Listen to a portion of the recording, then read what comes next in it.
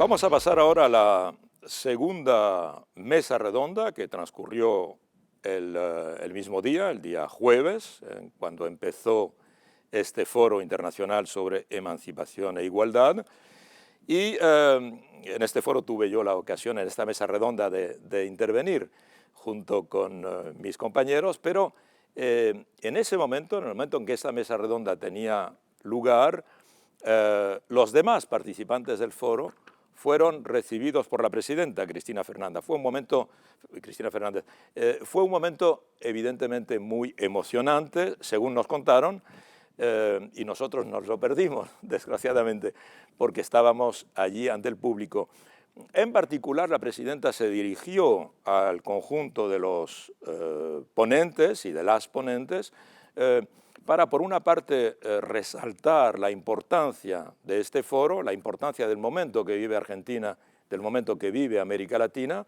También decir que, según ella, una frase que muchos ponentes, muchos intelectuales han conservado en el recuerdo de esta intervención de la presidenta Cristina, dijo que para ella el nuevo ciclo de la historia no había empezado con la caída del muro de Berlín, porque ella no recordaba lo que ella estaba haciendo cuando cayó el muro de Berlín.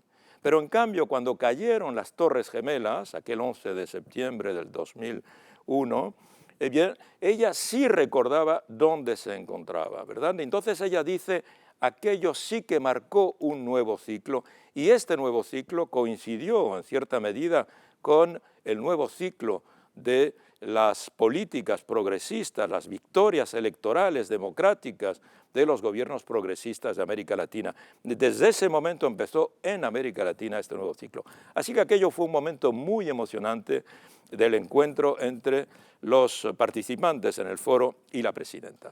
Pero, entre tanto, en el Teatro Cervantes teníamos esta mesa, ¿verdad?, que lleva por título América Latina y Europa en el espejo.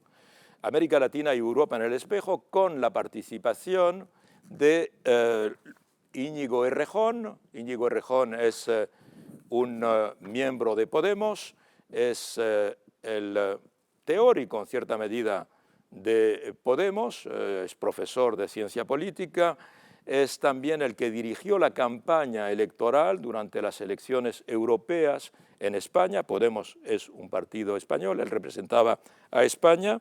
Teníamos también, independientemente de mi intervención, la intervención de Ricardo Forster, del que ya dije que es el cerebro de este foro, secretario de Coordinación Estratégica del Pensamiento Nacional, que explicó el sentido del foro.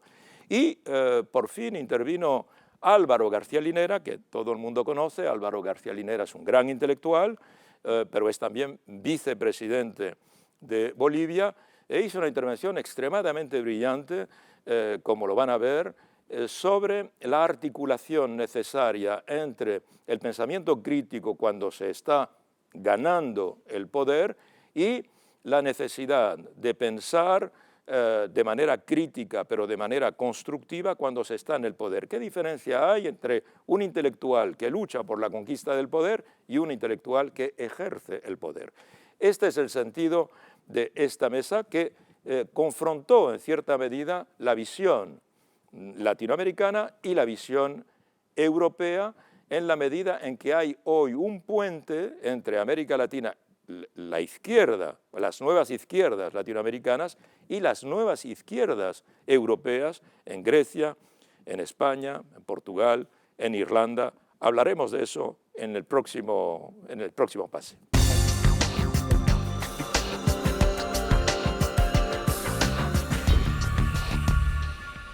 Cuando pienso en emancipación e igualdad, pienso en una tensión que tiene que estar siempre presente para que se mantengan vivas nuestras democracias, para que sean algo más que un procedimiento de competición electoral entre élites, y para que sean la posibilidad siempre abierta de la mejora de la vida de las mayorías. Y eso implica asumir, por una parte, que esa es una disputa que no se termina nunca, que hay que librar permanentemente, y por otra parte que Y por otra parte, que el conjunto de las instituciones, de los acuerdos, de los procedimientos sirven en la medida en que sirven para hacerle mejor la vida a la gente, en la medida en que sirven para garantizar condiciones en las que la gente sencilla, la gente trabajadora, sienta que tiene capacidad de controlar lo que va a ser de sus vidas y sienta que tiene capacidad de vivir en un horizonte pues desprovisto de miedo, del miedo a la miseria, del miedo a la incertidumbre, del miedo a la arbitrariedad de los poderosos. Para mí esos son dos valores fuertes de una concepción virtuosa, densa de democracia, sin la cual corremos el riesgo de estar hablando solo de un procedimiento de competición entre élites. Y es un foro que tiene como título, digamos, emancipación. Igualdad, emancipación, efectivamente es la capacidad para un individuo de tomarse en cargo, ¿verdad? Ser autónomo en cierta medida, salir de la dependencia.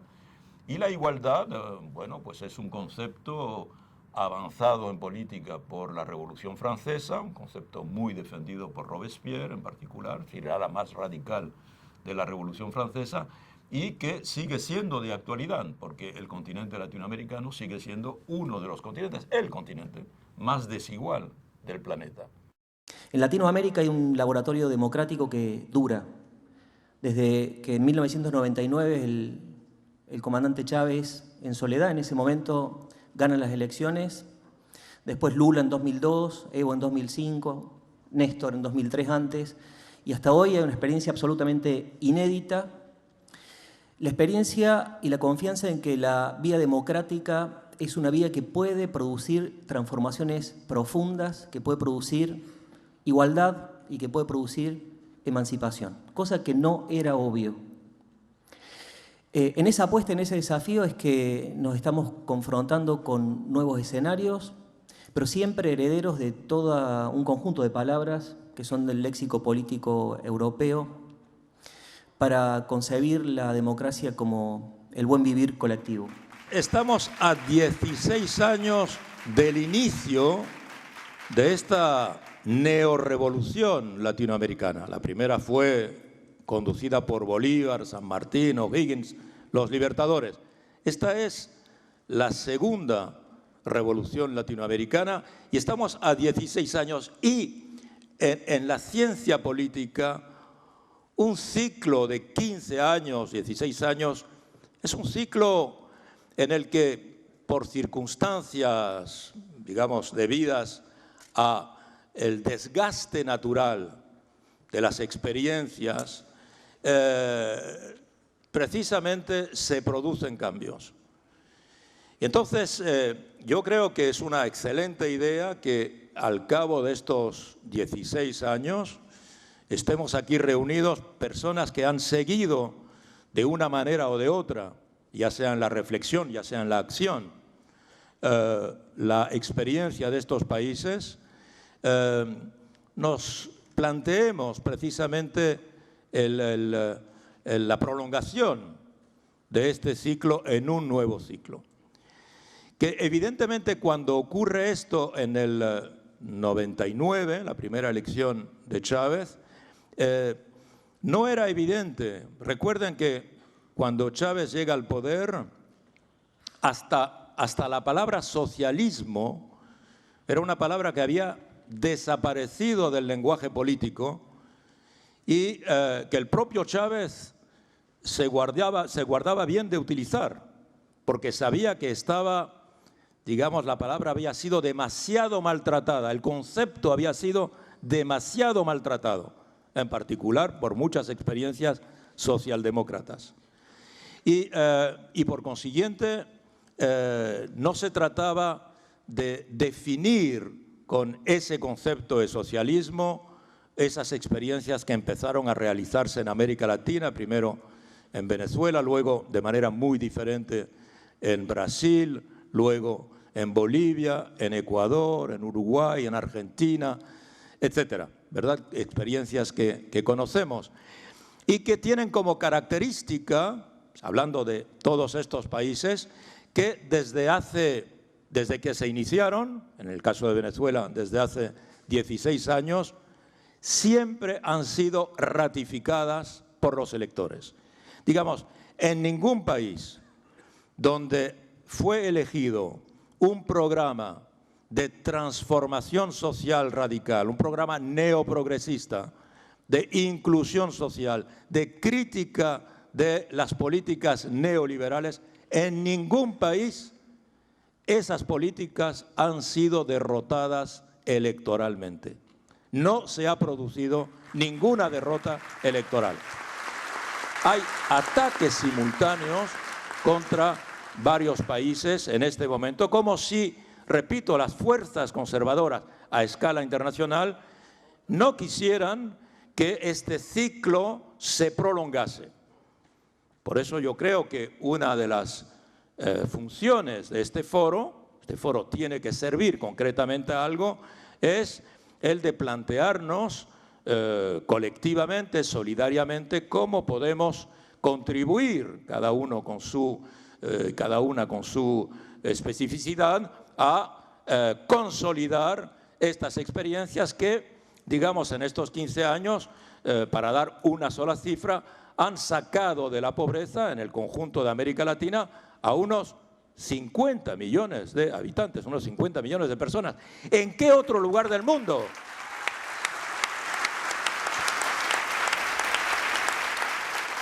La característica del mundo de hoy es que, digamos, en el puesto de mando del pilotaje de las naciones, se ha puesto a los mercados financieros. ¿Quién pilotea el mundo? Los mercados financieros. Evidentemente, los mercados financieros tienen un conductor, que es el que conduce, digamos, el tren de los estados. Ese conductor es el presidente o la presidenta que ha sido elegido en tal o cual país, pero, digamos, en los países centrales. Pero ese propio presidente, Obama, Hollande, Merkel, etcétera, aunque pilotean el Estado, en realidad lo pilotean en función de los intereses de los mercados financieros, que dominan absolutamente el funcionamiento de la economía, que sigue también en el puesto de mando. Cuando en América Latina, aquí se ha dicho y se ha repetido, ¿quién está en el puesto de mando? La política, efectivamente. La política está en el puesto de mando. Porque ¿quién determina la política? El pueblo. Y efectivamente eso tiene un sentido. Y eso, digamos, los mercados financieros no lo pueden permitir.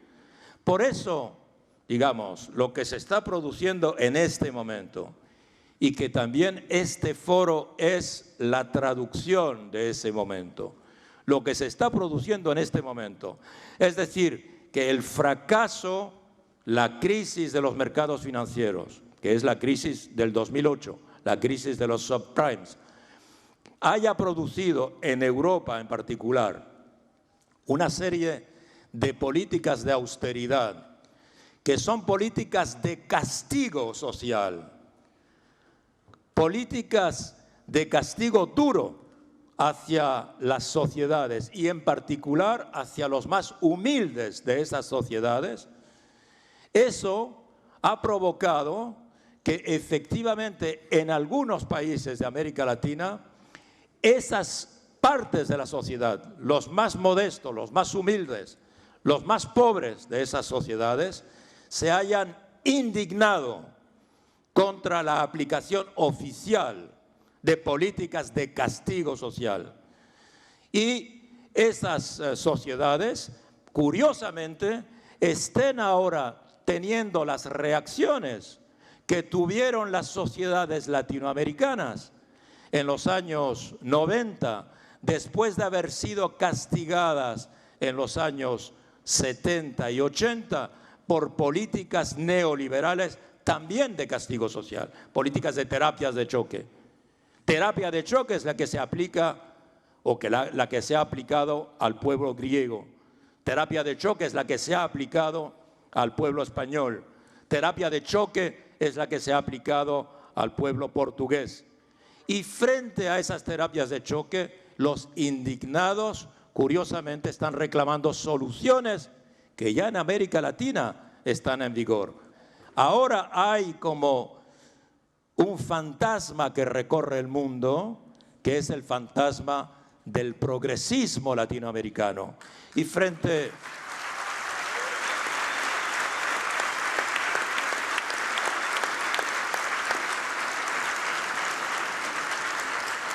Por eso vemos cómo sube la fiebre, por eso vemos cómo sube la fiebre en algunas capitales internacionales. Por eso vemos cómo el poder financiero acude a su herramienta fiel, a su herramienta dócil, que son los medios de comunicación dominantes. Los medios de comunicación dominantes no son más que la herramienta, el instrumento del poder financiero. Y hoy día el conjunto de los medios de comunicación dominantes están llevando a cabo una campaña de acoso y derribo, no solo contra las experiencias latinoamericanas, como lo vimos antes, pero también contra las experiencias europeas. Miren las campañas internacionales contra Syriza, contra nuestro amigo Tsipras. Miren las campañas internacionales contra Podemos, ¿verdad? Contra, en particular, los líderes de Podemos. La demonización, la satanización que tanto hemos conocido aquí cuando se hizo durante decenios contra Fidel Castro y Cuba, como se hizo durante muchos años contra Hugo Chávez, como se está haciendo contra Cristina, como se está haciendo contra otros líderes latinoamericanos. Por eso, amigos, amigas, tenemos que resistir y venceremos. Muchas gracias.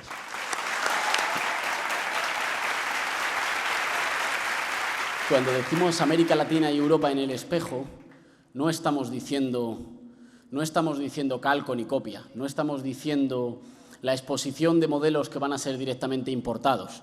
Estamos diciendo por primera vez, y eso es un fenómeno sí nítidamente revolucionario, la posibilidad de diálogo, la posibilidad de venir al sur, aquellos que también somos del sur, de un trozo de sur en el norte, de venir al sur no a poner etiquetas, sino a discutir, a dialogar y a intercambiar experiencias. Podemos no habría sido posible sin el inmenso arsenal de conceptos, de análisis, de pensamiento y de coraje que lleva 15 años demostrando América Latina.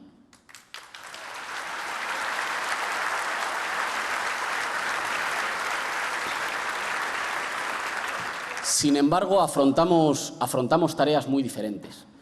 Si aquí la batalla fundamental es consolidar, sedimentar, hacer irreversible, hacer institución, hacer vida cotidiana las transformaciones de época para que no dependan de una victoria electoral o de otra, para que se constituyan ya en un suelo mínimo de la convivencia que ni siquiera los adversarios puedan revertir, En Europa estamos en otro momento político. En Europa estamos precisamente en el momento de la apertura, de la capacidad de construir fuerza política que altere los equilibrios viejos y que le devuelva las instituciones a la gente, a las mayorías sociales, toda vez que es verdad que aunque las instituciones se siguen determinando, algunas de ellas, por el voto popular, ha habido una dinámica oligárquica que las ha venido secuestrando. Esto es, los ciudadanos, claro que votábamos cada 4 años, pero eso no era el elemento determinante para ver cómo iban a funcionar las instituciones y al servicio de quién.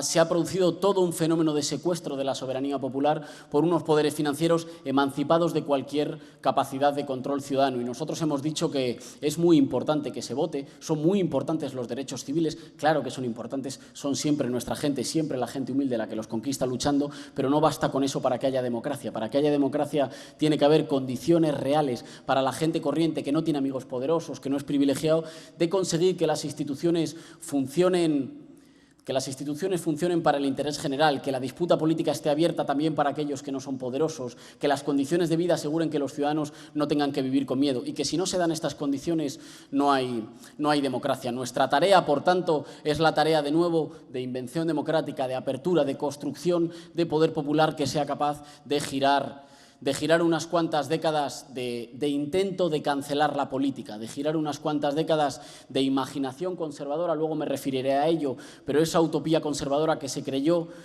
que en Europa se podía desterrar la política.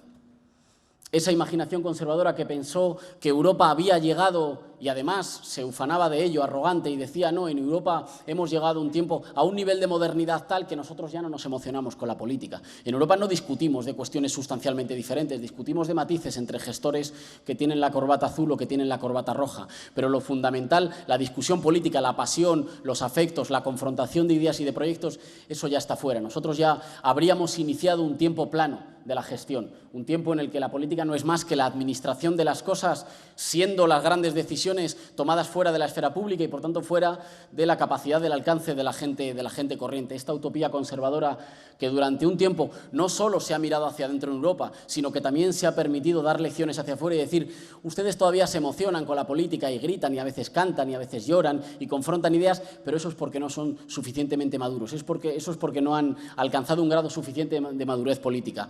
Bien, esa utopía conservadora hoy se resquebraja en Europa en un momento en el que vuelve la hora de la política y al mismo tiempo que se resquebraja muestra que la democracia no es que haya un acuerdo fundamental sobre el conjunto de las cuestiones y que las cuestiones las gestionen técnicos, sino que la democracia es fundamentalmente la posibilidad de defender proyectos diferentes, la posibilidad de que existan canales para que incluso los más humildes a veces se puedan convertir en mayoría y puedan girar las instituciones para ponerlas al servicio de sus necesidades. Creo que la situación política en Grecia demuestra al menos dos cuestiones. Demuestra, en primer lugar, que hay un colapso institucional. A nosotros nos preguntan muy a menudo si nosotros somos euroescépticos o si nosotros estamos contra la idea de Europa. Y decimos que quien ha llevado el proyecto de integración europea a la catástrofe y al colapso han sido unas élites financieras que han secuestrado, han sido los lobbies que han secuestrado la soberanía popular. Decimos que si el sueño europeo era algo, era el sueño de la libertad, de los derechos humanos, de que sus ciudadanos no tuvieran que vivir con miedo, de la protección social. Esas eran algunas de las razones por las que acaso tendría sentido en otro momento haberse sentido orgulloso de ser europeo. Y esas son exactamente las razones sacrificadas en un proyecto de integración europeo que no tiene frenos, que es esencialmente caótico, que ha sido mal diseñado y que hoy se coloca frente a un callejón sin salida en una Europa de dos velocidades, en las que las recetas ya cada vez de una Alemania más solitaria son cada vez más nefastas, no solo para los países de la periferia, en primer lugar para los países mediterráneos, sino para el conjunto del proyecto europeo. Y el segundo hecho es el hecho, como decía, del margen de la política. Con la recuperación en Grecia de un gobierno patriótico, de un gobierno popular puesto al servicio de su gente, se ha evidenciado hasta qué punto sí había margen. Nuestro presidente, el presidente Rajoy, acudió a Grecia, acudió a Atenas a hacer campaña por Samarás, consiguiendo que Samarás fuera derrotado. Y acudió a hacer campaña por Samarás porque era consciente o porque quería representar de cara a los españoles que la primera batalla política de cara a las elecciones generales en España se libraba en Atenas. Llevaba mucho tiempo diciéndonos que nosotros no éramos Grecia y nosotros decíamos, cuidado que las políticas aplicadas en Grecia conducen a Grecia. Y decían, no, España no es Grecia, España es un país diferente y una situación diferente. Y conforme se acercaban las elecciones intentaron decir efectivamente que el camino de Grecia era el camino que nos esperaba si cometíamos la osadía de cambiar las políticas que se habían manifestado ineficaces. Los compañeros griegos, los compañeros de Sirisa nos dicen que los más crueles, los más rígidos, los más duros y los más miserables contra la posibilidad del gobierno griego de negociar mejores condiciones para su pueblo están siendo, en primer lugar, el gobierno español. Y para nosotros eso es un motivo de vergüenza, porque es un gobierno que no va a Europa a representar a los españoles, sino que va a Europa a representar los intereses electorales del Partido Popular, que tiene miedo a que las urnas se abran en España.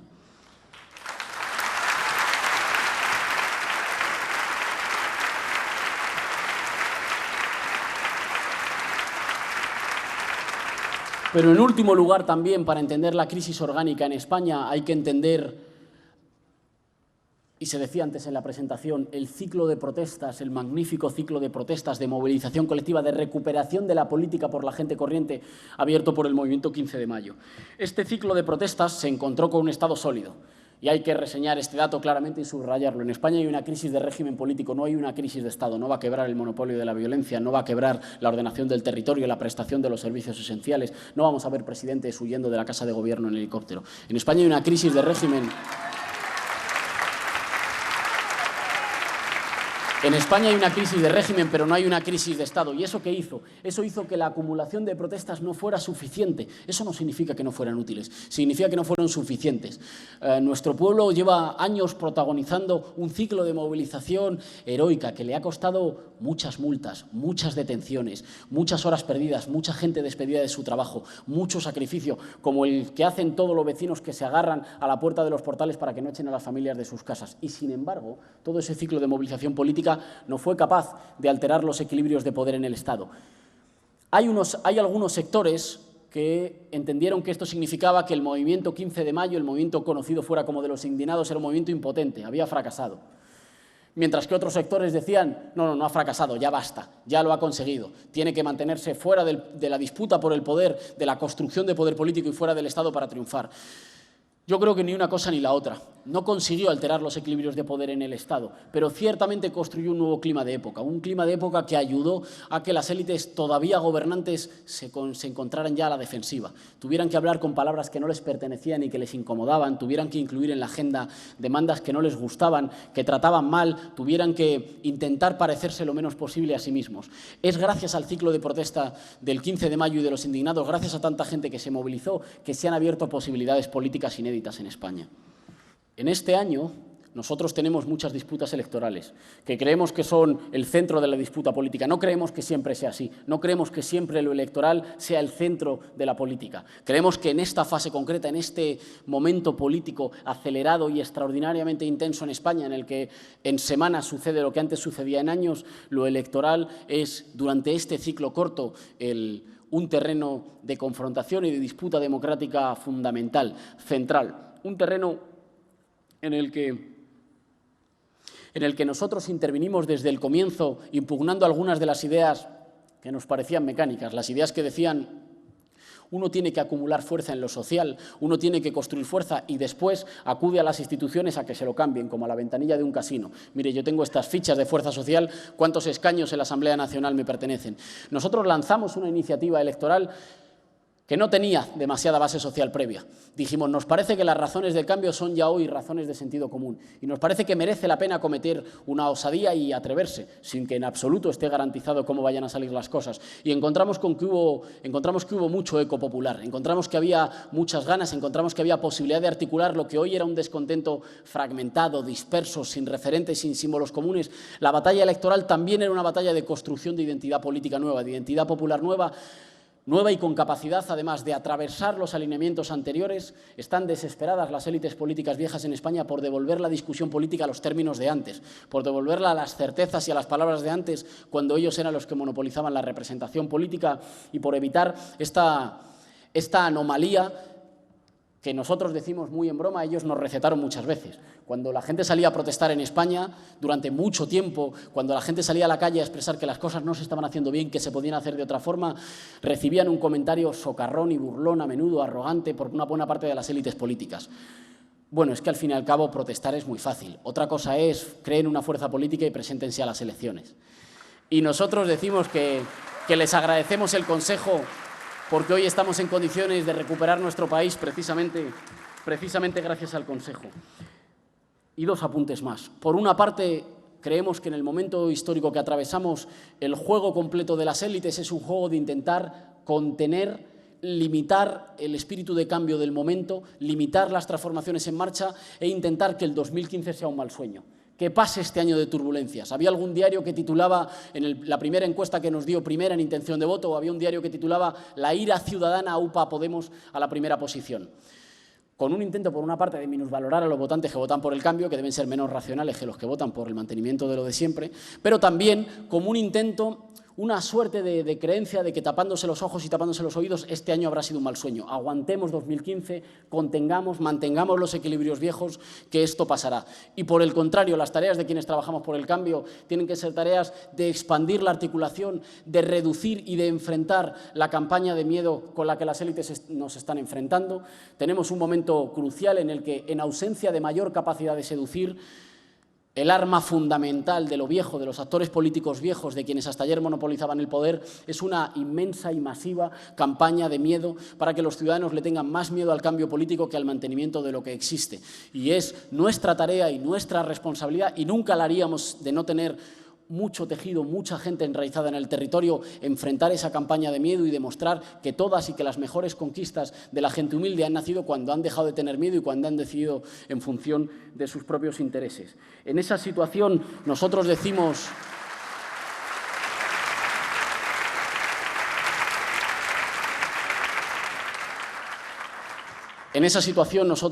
que tenemos al menos tres tareas.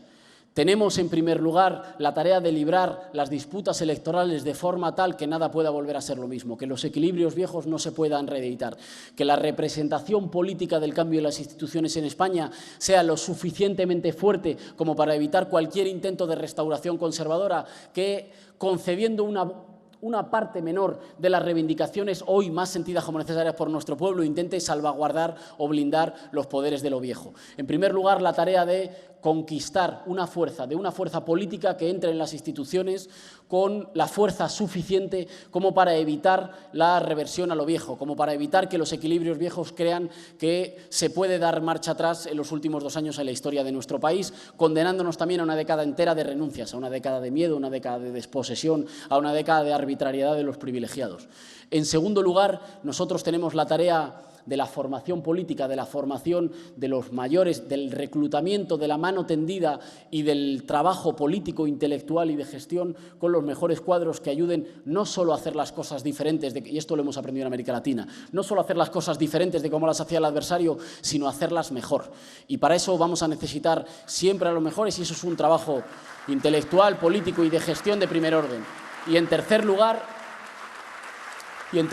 el trabajo de construir un pueblo que esté en condiciones de reclamar su soberanía, que esté en condiciones de reclamar que el país real no pueden ser aquellos que tienen las cuentas corrientes en Suiza, sino que es su gente, que son sus familias, que el país de verdad es nuestra gente y que nos empuje, nos acompañe y tensione empujando el horizonte de lo posible más allá de lo que dicen quienes hasta ayer vendían resignación y hoy solo pueden vender miedo. Muchas gracias, compañeras y compañeros. Sí se puede.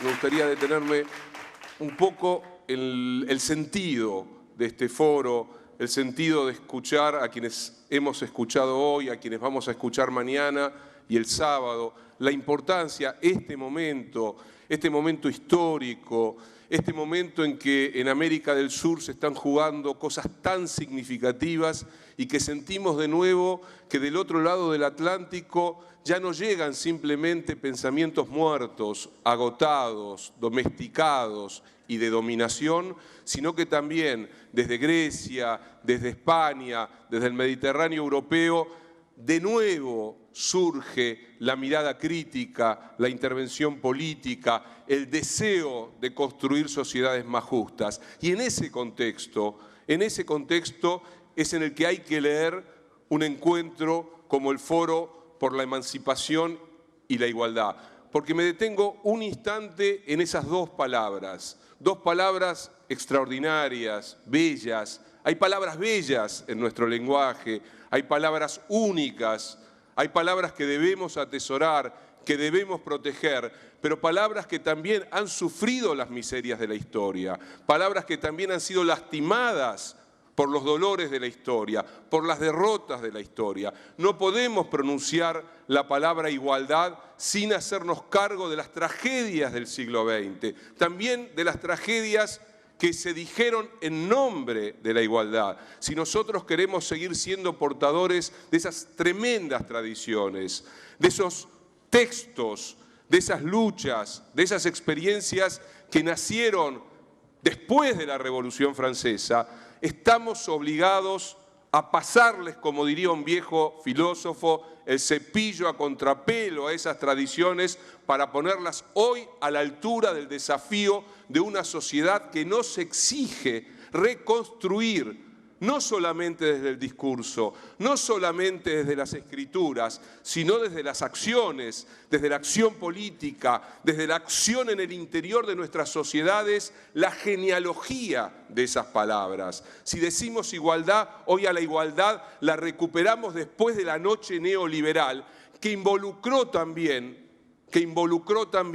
algunas de las tradiciones que, habiendo nacido de la potencia de la igualdad, se entregaron a la noche neoliberal. Cuando vemos la diversidad de experiencias sudamericanas, cuando sentimos que por primera vez, y permítanme decirlo de esta manera, la idea de la unidad, la idea de la patria grande, no es una retórica, no es un juego de buenas intenciones, no es un recuerdo de los próceres fundadores que dijeron que debía haber una nación latinoamericana no es simplemente repetir a Bolívar o a San Martín o a Sucre, sino que por primera vez, después de muchas tragedias en nuestro continente, después de muchas guerras fratricidas en nuestro continente, después de muchos desencuentros, hubo un puñado, y hay un puñado de hombres y mujeres, de líderes profundos de la historia popular latinoamericana, que han sabido, a contracorriente, contra la marea,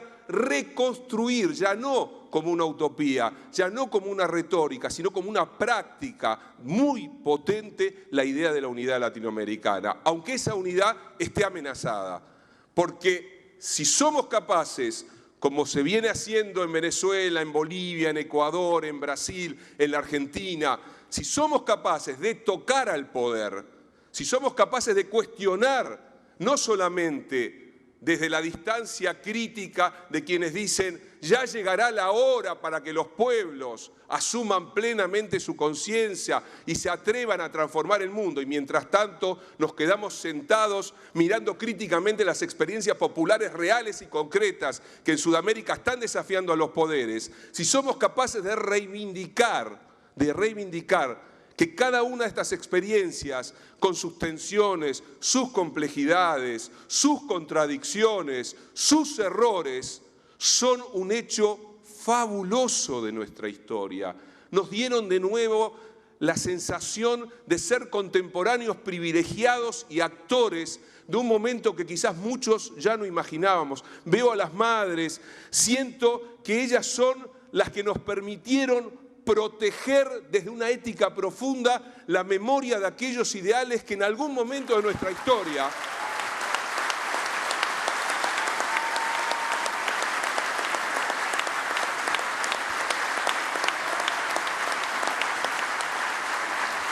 de nuestra historia sentíamos que nuestro destino era ser guardianes de algo que ya no tenía oportunidad. Y ahora somos esa oportunidad, y la felicidad que me da escucharlo Íñigo, y la felicidad que me dio poder haber compartido con compañeros de Syriza en Grecia la experiencia dificilísima de una izquierda que quiere ser alternativa al proyecto neoliberal europeo, es lo que está en la base de esta experiencia. Este foro tiene que ser un comienzo, este foro tiene que ser el punto de partida para un diálogo que sea a su vez una hermandad entre proyectos populares, democráticos, de emancipación, igualitarios, que hoy, insisto, cada uno con su especificidad, con su lengua, con sus tradiciones, pero todos juntos, imaginando que efectivamente se puede hoy, ahora, construir una sociedad mejor. Muchas gracias.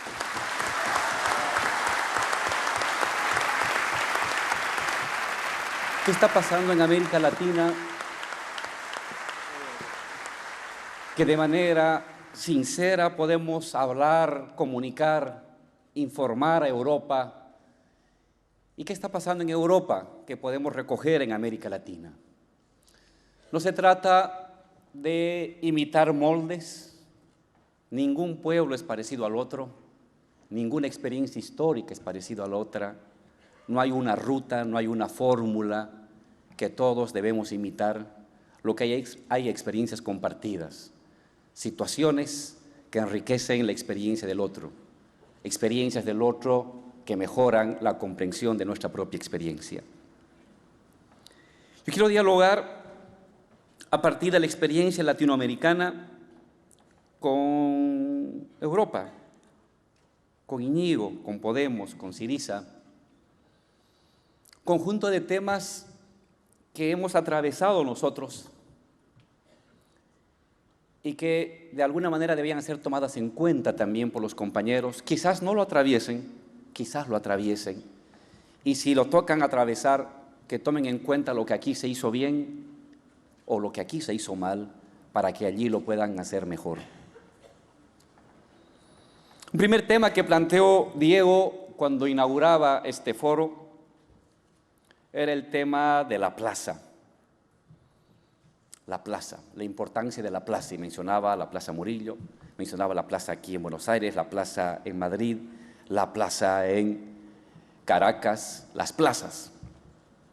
Las plazas como escenarios de invención, de un nuevo orden, de esperanzas, de ideas, de nuevos tipos de organización. Este es un tema fundamental para América Latina y para el mundo. A todos nos ha tocado atravesar largas épocas de regímenes de democracia representativa, formación de partidos, campañas electorales, elección de gobernantes, y después de un tiempo, molestia con los gobernantes, indignación, escepticismo, desesperanza, malestar, angustia y resignación personal. Lo nuevo de América Latina, y creo que lo nuevo del florecimiento de la democracia, radica no en la negación de los procesos de democracia representativa.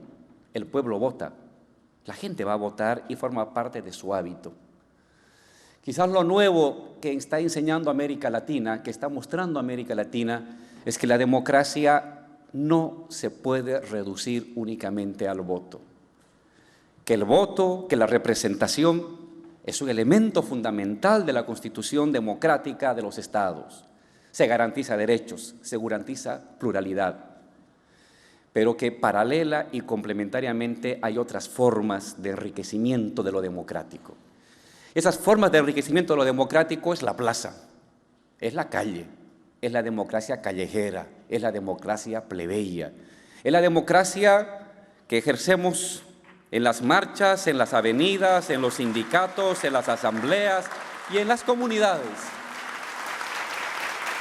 Un segundo punto que quiero dialogar con nuestros compañeros de Europa es el tema de la aparente contradicción entre Estado y autonomía. Las izquierdas deben plantearse el tema del Estado o las izquierdas deben plantearse el tema de la construcción autónoma de espacios de libertad, de soberanía, de creatividad, de emancipación. Un viejo debate. ¿Hay que tomar el Estado? ¿No se corre el riesgo de que el Estado nos tome a nosotros y de revolucionarios nos convirtemos en conservadores?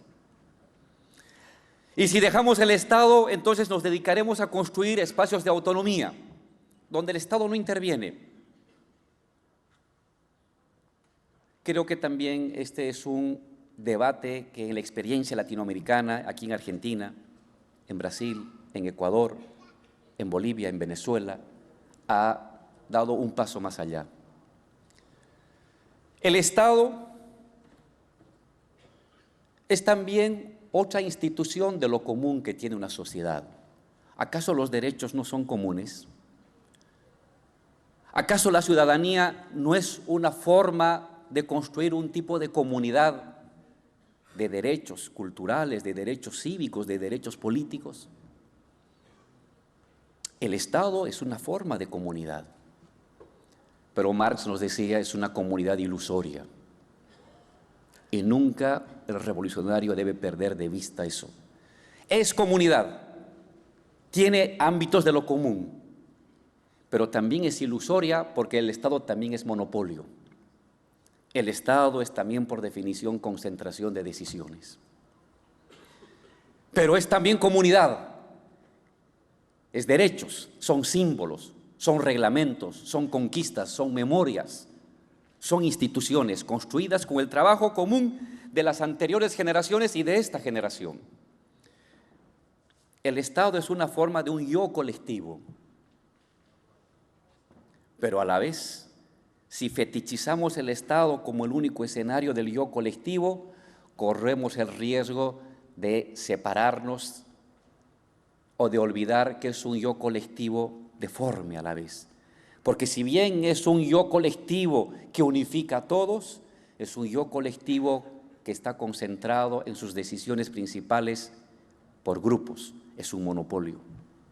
Y que la manera de vacunarnos contra ello, la manera de vacunarnos contra esta monopolización es también el cultivo de las esferas de autonomía, de las estructuras autónomas de la sociedad, en comunidades, en barrios, en fábricas, en grupos colectivos de producción, de asociación, de comercialización. Es el uno y el otro. Si solamente nos dedicamos al ámbito de la autonomía, decimos no quiero nada con el Estado porque todo lo contamina y yo me aíslo con el grupo, con mi pequeña comunidad, yo puedo vivir bien. Pero ¿y el resto de las personas? He abdicado a los poderosos, a los que sí saben administrar de manera monopólica, abusiva y autoritaria esos bienes comunes para uso privado. Es una forma también de cobardía política. La voluntad ayuda a mover. La voluntad y la esperanza es el principio que mencionaba Hegel siempre para poder cambiar el mundo. Pero eso tiene un límite. Puede haber 1 año de voluntad, 2 años de esperanza, 3 años de voluntad, 4 años de sacrificio. Pero si ese sacrificio, esa voluntad no viene acompañado con resultados prácticos, la voluntad también se cansa. El sacrificio también tiene límite. Es una obligación de los gobiernos progresistas y revolucionarios tener la capacidad de crear un régimen económico sostenible, redistributivo, generador de riqueza, generador de igualdad. Por último, decir a nuestros hermanos europeos que los argentinos, los bolivianos, vemos lo que está pasando en Europa como si estuviéramos viendo una película retro de tiempo de Charles Chaplin. Lo que les ha pasado a ustedes ya lo hemos visto. Nos ha pasado a nosotros. Imposición del Fondo Monetario, del Banco Mundial, políticas de austeridad, de privatización, de despidos. Pasó aquí en Argentina, pasó en Bolivia, pasó en Ecuador, pasó en Perú. Lo que está pasando ahorita en Europa es lo que pasó en América Latina hace 20 años atrás. Y el resultado fue una noche terrible de desgracia. ¿Qué les decimos? No pasen esa noche. No, es terrible, es depredadora, es mortal. Todas las políticas de austeridad conducen a pérdida de derechos, a pérdida de soberanía, a pérdida de sindicalización, a retroceso económico, a subordinación política, a subordinación económica. Aquí en Argentina, en Bolivia, en los años 80, en tiempos neoliberales, el 40% de la riqueza pertenecía a un país extranjero. El otro 30% a 3 empresas extranjeras. La extrema pobreza se incrementó. La precariedad se infló. Los jóvenes no tenían esperanza ni tenían destino. Lo vivimos. Hermanos europeos, no pasen por eso. Si en algo sirve la experiencia latinoamericana, es que las políticas de austeridad destruyen las naciones, destruyen la sociedad, anulan la democracia y hacen perder la soberanía económica.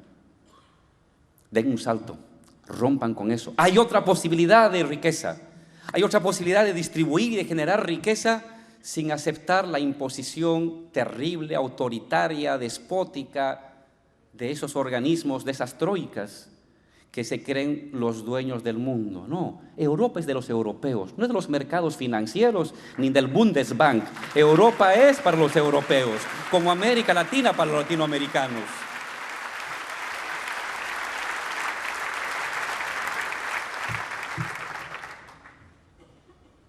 El mundo está cambiando a la cabeza de América Latina. El mundo está cambiando a la cabeza de las fuerzas progresistas europeas. El mundo va a cambiar, porque nos estamos jugando el destino de la naturaleza, el destino de esta generación, el destino de la vida y de los derechos. Estoy seguro que más pronto que tarde, aquellas sociedades abatidas por una decepción y una apatía incontrolable, sabrán encontrar el destino para levantar cabeza, para construir su propia emancipación y acompañar lo que América Latina viene haciendo. Muchísimas gracias.